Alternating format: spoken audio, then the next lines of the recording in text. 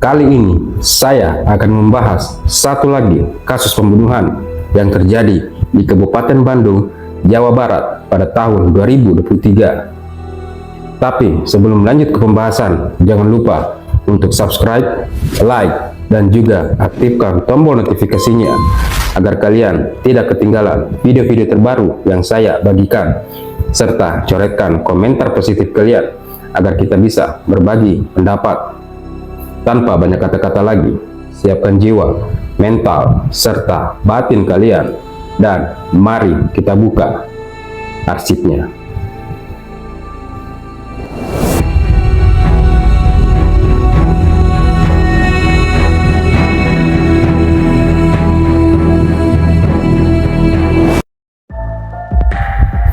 Kasus pembunuhan ini terjadi tepatnya di sebuah rumah kontrakan di Jawa Barat, dan korbannya seorang perempuan cantik yang juga merupakan seorang konten kreator di platform digital TikTok, dan harus meregang nyawa di tangan suaminya sendiri pada malam takbiran Hari Raya Idul Fitri.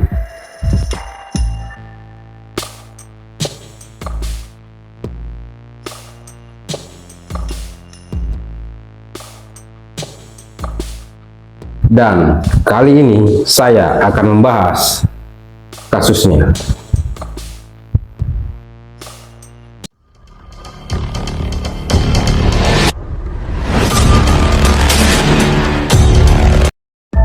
Warga di Jalan Kebon Jayanti, Kecamatan Kiara Condong, Kabupaten Bandung, Jawa Barat, digegerkan dengan peristiwa pembunuhan yang terjadi di sebuah kamar kontrakan pada hari Sabtu, tanggal 22 April tahun 2023, sekitar pukul 4 subuh. Warga yang mengetahui kejadian itu langsung melaporkan ke Polsek Kiara Condong.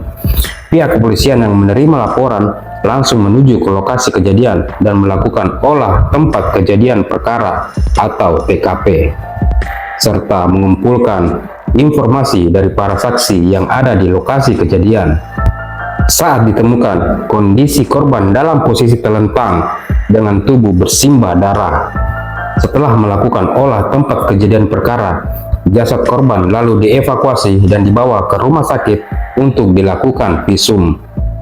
Dari hasil visum, ditemukan luka pada kepala korban akibat pukulan benda tumpul, dan dipastikan tewas akibat luka tusukan benda tajam di bagian dada kiri tembus ke ketiak kiri sedalam 20 cm, serta terdapat juga 2 luka tusukan pada lengan kiri korban. Pihak kepolisian lalu mendalami kasus ini dan melakukan pelacakan terhadap pelaku, yang ternyata dari keterangan yang didapat polisi, suami korban sendirilah yang melakukan pembunuhan itu dan telah melarikan diri.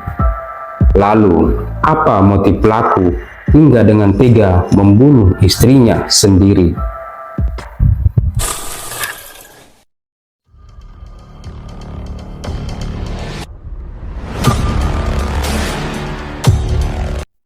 Setelah melakukan pelacakan keberadaan pelaku, pihak kepolisian menduga pelaku melarikan diri menuju ke rumah keluarganya yang berada di Kabupaten Garut, Jawa Barat.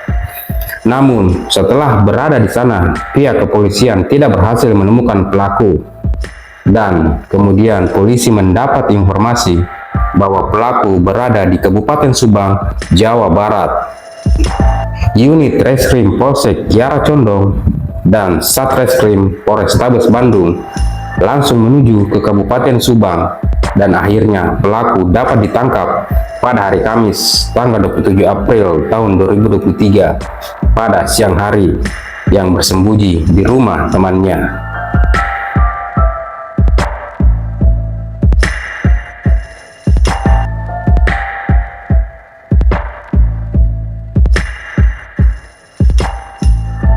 Pelaku lalu dibawa ke Polrestabes Bandung untuk dilakukan interogasi dan mempertanggungjawabkan perbuatannya. Setelah pihak penyidik melakukan interogasi, motif pelaku melakukan pembunuhan itu karena emosi dan cemburu terhadap korban. Diketahui pelaku dan korban telah menikah pada tahun 2017 karena pelaku yang sering sekali melakukan kekerasan terhadap korban. Korban memilih untuk pisah ranjang pada tahun 2019. Korban telah mengajukan perceraian, namun belum terwujud hingga korban meninggal dunia. Dan bagaimana kronologi kejadian hingga korban meregang nyawa dengan cara yang tragis?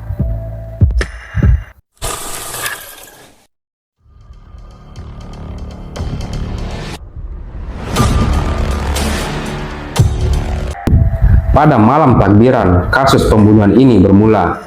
Awalnya pada hari Jumat malam, tanggal 21 April tahun 2023, pelaku diminta oleh korban untuk mengantarkannya bertemu dengan para anggota komunitas penggemar motor. Diketahui, korban adalah salah satu anggota komunitas motor RX King yang juga berada di dekat rumah kontrakan mereka. Pelaku sempat cemburu karena melihat korban dekat dengan beberapa anggota komunitas yang kebanyakan laki-laki. Setelah mengantarkan korban, pelaku lalu pulang. Setelah beberapa jam kemudian, pelaku lalu menghubungi korban agar pulang. Namun permintaan itu tidak direspon oleh korban. Pelaku sempat juga menelpon korban, tetapi tidak dijawab. Pelaku lalu kesal dan emosi sehingga membuang jaket komunitas motor korban ke sungai. Pelaku lalu memotret jaket korban yang telah dibuang dan mengirimkan foto tersebut melalui pesan WhatsApp. Korban yang melihat pesan itu lalu pulang ke rumah sekitar dini hari pukul 4 subuh, tepatnya pada hari Sabtu tanggal 22 April tahun 2023. Sesampainya di kontrakan, korban terlibat cekcok dengan pelaku. Karena kesal, pelaku lalu memukul kepala korban dengan botol sirup yang kosong. Tak cukup sampai di situ, pelaku yang juga terbakar cemburu dan emosi kemudian mengambil sebuah pedang miliknya yang panjangnya kira-kira 80 hingga 100 cm dan langsung menusuk lengan kiri korban sebanyak 2 kali. Lalu pelaku tanpa pikir panjang langsung menusuk dada kiri korban dan menembus sampai ke ketiak kiri hingga korban bersimbah darah dan meregang nyawa. Pelaku yang panik melihat korban yang telah tewas lalu melarikan diri.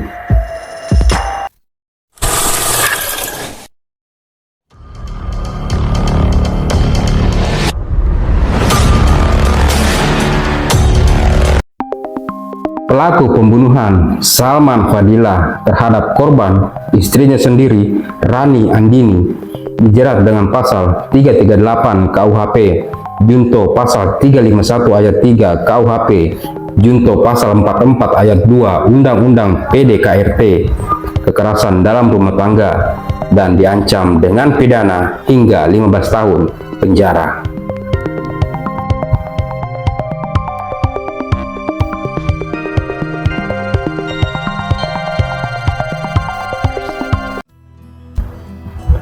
KDRT, kekerasan dalam rumah tangga, banyak terjadi dalam hubungan personal, di mana pelaku adalah orang yang dikenal baik dan dekat oleh korban, seperti kekerasan yang dilakukan suami terhadap istri, ayah terhadap anak, dan bahkan kekerasan ini dapat juga muncul dalam hubungan pacaran atau dialami oleh orang yang bekerja membantu di rumah atau asisten rumah tangga.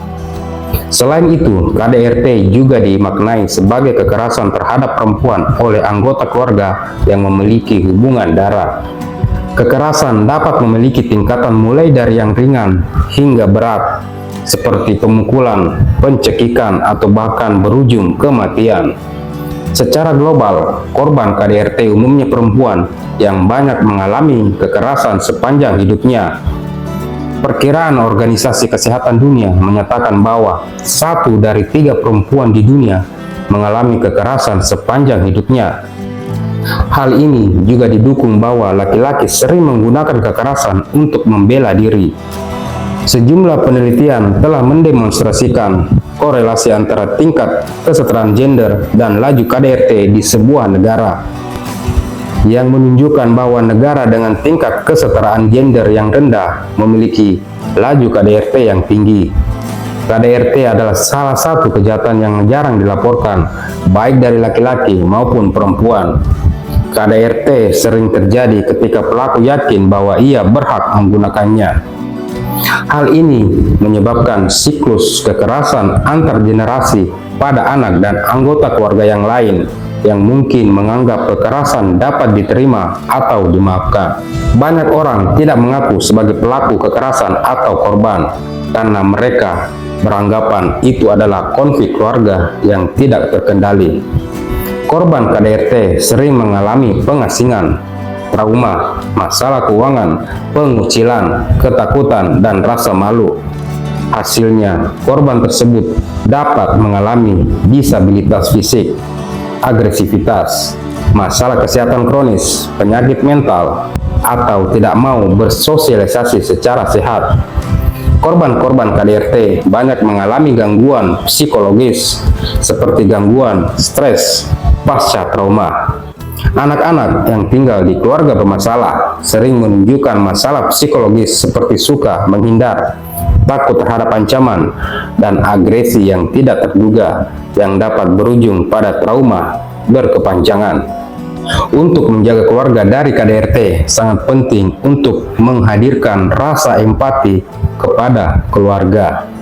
Korban KDRT dapat mencari perlindungan dan menyelamatkan diri dengan melaporkan secara langsung ke pihak kepolisian terdekat, Kantor Pusat Pelayanan Terpadu Pemberdayaan Perempuan dan Anak, Layanan Aspirasi dan Pengaduan Online Rakyat, Komisi Perlindungan Anak Indonesia, Lembaga Bantuan Hukum Asosiasi Perempuan Indonesia untuk Keadilan, yang memiliki kantor cabang hampir di seluruh wilayah Indonesia, serta Komisi Nasional Komnas Perempuan. Adapun sanksi terhadap perbuatan KDRT diatur dalam pasal 44 hingga 53. KDRT dalam bentuk kekerasan fisik yang tergolong berat bisa dikenai ancaman maksimal 10 tahun penjara dan 15 tahun penjara jika korban KDRT meninggal dunia. Maka dari itu, kita diwajibkan selalu ingat kepada Allah Subhanahu wa Ta'ala bahwa menyakiti, melukai, dan menzolimi makhluknya adalah haram hukumnya. Mereka harusnya dilindungi, dihormati, dan disayangi karena telah berbuat baik dan telah membahagiakan kita. Kita semua harus menyadari bahwa semua manusia, terutama pasangan, merupakan Bani Adam yang mulia dan harus dimuliakan. Oleh karena itu, janganlah menjadikannya sebagai objek kekerasan.